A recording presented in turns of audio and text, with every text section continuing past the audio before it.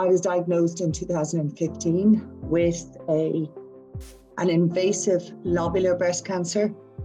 So the reason I say lobular breast cancer is it's important because it's not much talked about. Breast cancer is more than one different disease. It's a whole, collection of different subtypes. And we often, I think, are a little bit negligent insofar as we talk about breast cancer like an umbrella term, but it's not. And lobular breast cancer is the second most common breast cancer in women. But back to lobular, not an awful lot of information, nothing on our various cancer organization websites. So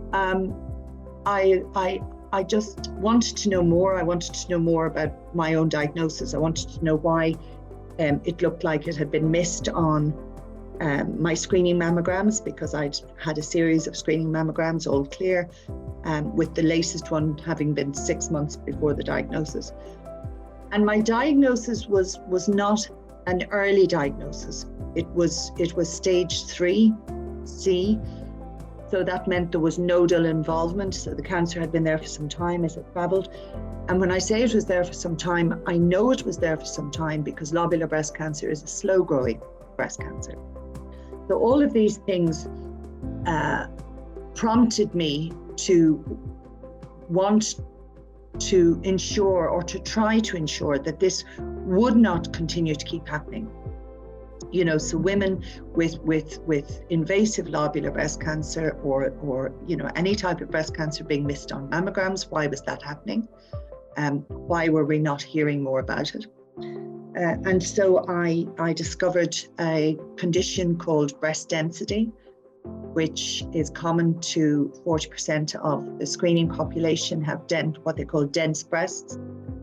And together with family and friends, we decided that it would be a good idea if I started an awareness and education to share my experience. And so I founded beingdense.com, which talks about breast density. And I've been doing that for 7 years. And then I further down the road, having met some breast cancer researchers in UCD, Trinity, and the Royal College of Surgeons, we got together and we founded Lobular Breast Cancer. So now we have pretty much an international connection with researchers and European researchers from the European Lobular Breast Cancer Consortium. So look, it's been a journey. It's been 7 years. I've a lot more to do. It takes a lot of time, but it's been hugely rewarding, satisfying. There's been a massive learning curve, it's certainly taken me into a space that I never thought I'd occupy. Yeah.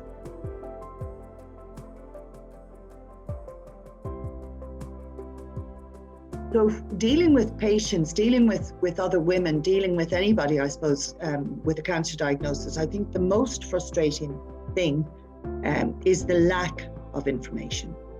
And for most of us, the patient of today is very different than the patient of 25 years ago, or 20 years ago, or even 10 years ago, perhaps, because, there is information at our fingertips. It's there. But when it comes to your own personal records, it was extremely difficult to access those. And then we embraced the whole introduction of GDPR, and we thought, okay, this is going to change things. Now we'll have real access. And unfortunately, that hasn't actually delivered what we'd hoped. My work has taken me into the role of the patient advocate, working with researchers. So that's the safest space to be, because they're delivering the evidence-based information to you. And also we've got wonderful organisations, both in Ireland and in Europe. And you do learn, and there is a learning curve, but you learn to be selective about what scientific papers you read and where you actually get your information, because of course there are sites that you want to avoid. However, I think for me, what I would like to see is when somebody is given their diagnosis, that they're at the same time handed a leaflet about their disease type and told these are the places that you need to go for further information. When I was diagnosed, and it's still happening today, people are told, don't Google this. Don't get online, don't look for any further information. We'll give you all the information that you need. And unfortunately, that's not the reality. The reality is that, patient forums, patient education, learning from one another, it's been insightful, it's changed the whole direction of certain disease types, patient advocates working with researchers. It's just opened up a whole new avenue for learning and education.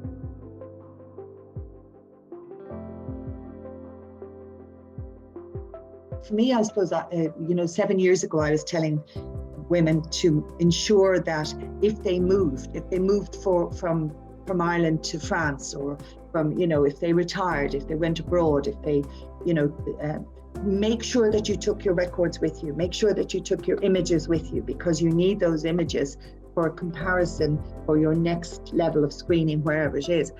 So with that, we don't have to worry about that now. That will be there. It'll follow us. Records can be kept going back years and years and years. I wouldn't have stumbled on that issue over not being able to access my mother's records, for instance. Family history is massively important, particularly to cancer patients. You've got access to, genetics, you've got access to clinical trials, you've got access to, I suppose, what I would say consistent and trustworthy, bank of information that is shareable and transferable and available to us. For instance, if I went on holiday, as I do, and let's say I'm in France, Portugal, Spain, wherever, and I become ill, or I suspect, that there's something I seriously need to have looked at. So I go to a GP. Well, he can access my records in that language. That's the plan. That's the European Health Data Space plan, isn't it? That all these countries will be part of it. And therefore, as patients, we just really don't have to worry too much about lack of information. It will be there. It'll be transferable. It'll be, there's governance around it. It's a safe space. Yeah.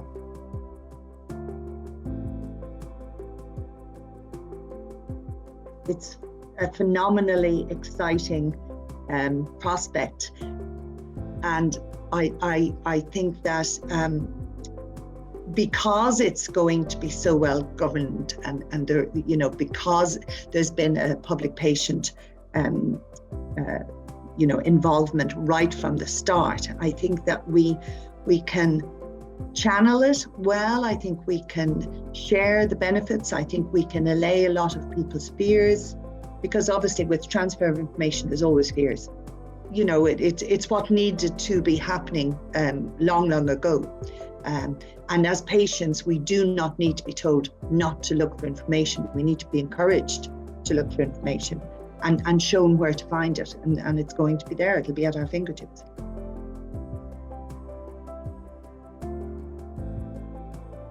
So again, anything that patients can literally plug into, like access to health records, it takes away fear, it takes away anxiety, it takes away this long drawn out process. I mean, I was unable to access my medical records. I couldn't get hold of them. You know, I had to write letters. I had to pay money. I had to, I had to wait a year to get a copy of a biopsy result that I wanted. And this goes on all the time. You know, it's not unique to me. It happens all the time, and it shouldn't be like that. You know, we are the owners. We're the. It's the. You know, it's about us. It's our bodies. It's our information. It's our right to hold it and to share it with whomever we want. And it's not only our right, but it's a necessity for quality of life and for prolonging our lives, that it is there in a shareable format.